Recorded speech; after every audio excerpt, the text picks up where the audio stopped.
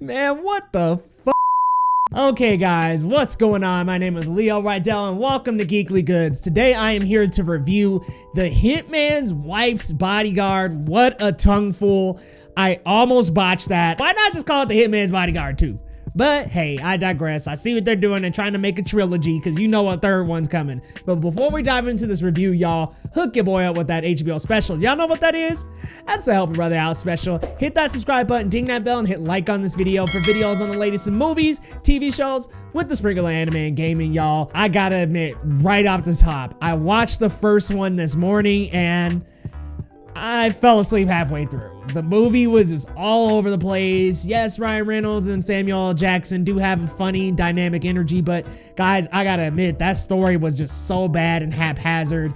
Couldn't get through it, but I did manage to watch the rest of it later and then went to the premiere screening for this sequel. And I gotta say, whew, there's a lot of problems with this one. But hey, let's start out with what works for this movie.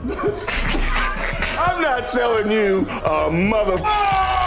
So what works is the trio. I'm talking Ryan Reynolds, Samuel L. Jackson, and Salma Hayek. They all complement each other well, and even though the script is over the top, their characters are ridiculously annoying, and geez, is there a lot of F words in this movie, I still think that they had a fun time, and you can feel the charm out of their characters because it seems like they're having so much fun. Salma Hayek playing this batshit crazy character, Ryan Reynolds kind of playing himself almost, and Samuel L. Jackson playing this batshit crazy hitman. Guys, they had fun. Let's be real, they had a fun time, and it translates through screen because you can tell they just had so much fun saying F this, F that, MF, every other line just about. So they had such a fun time, and that does work in the movie because it does add a little bit of charm to what otherwise could have been a dumpster fire. I'm going to be real, if it wasn't these three, I would have got up and walked out. Once you watch it, if you end up watching it, oh, so many problems. So let's get to what doesn't quite work with the movie. Let's not do that, guys. Let's just focus. I got it. No, it's fine. You guys have at it.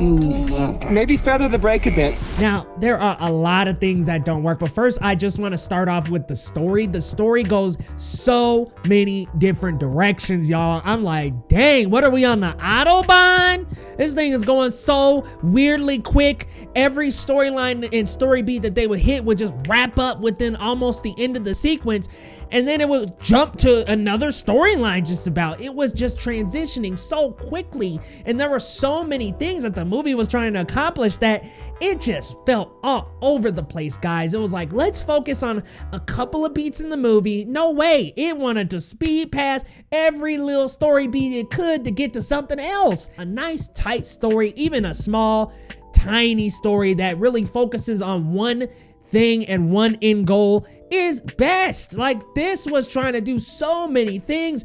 He's trying to be their bodyguard. They're trying to retrieve this. They're trying to stop a certain individual. I don't want to spoil in case you want to see it.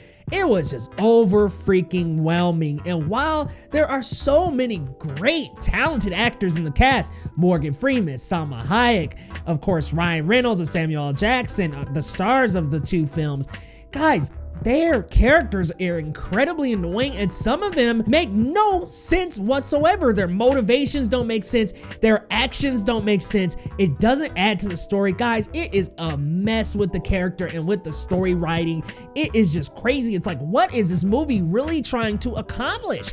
There's so many different things that happen in the movie. Not to mention, it's so bad that it's funny at times. Like I said earlier, these actors have a lot of fun, and it does translate on screen, and you can tell with their quips and their jokes and their exchanges that they really do have a fun time. So a lot of those joke executions are actually pretty funny because they're ridiculous. They're over the top. They're stupid. They're cheesy, but they work, guys. And so the Hitman's Bodyguard's wife, look, there are a million more problems that I could go over. The cinematography, the music and the score isn't really that great either. The action is pretty bad. I mean, shot so shakily and so badly that during fight scenes, you can barely even see action sometimes. It's so badly shot. But again, I just gotta go back to the fact that the trio of Salma Hayek, Ryan Reynolds, and Samuel L. Jackson is very funny. But guys, I just gotta say, Hitman's Bodyguard's wife. I'm probably never gonna watch that movie again.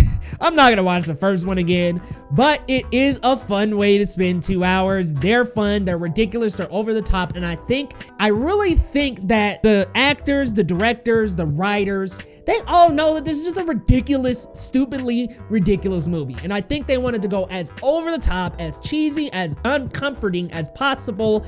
And they created an experience like that, guys. They really did. Like I said, characters made no freaking sense. They would flip switches. They would change motivations on the drop of a dime. It just didn't make sense, guys. But at the same time, still, oddly enough, overly stupidly fun. I gotta admit, it was a fun time.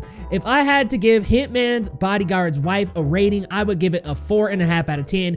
Again, a myriad of problems, so many issues. But at the end of the day, the actors had fun, they're charming, and it was stupidly funny. Like, so over the top, so dumb that it was funny. Guys, let me know your thoughts down in the comments. If you're gonna watch the Hitman's Bodyguard's wife, let me know, how much are you anticipating it from 1 to 10? 1 being, I'm not in it at all. 10 being, hey, I'm there opening night. Because, guys, I personally wouldn't suggest it unless you just want a stupid fun time.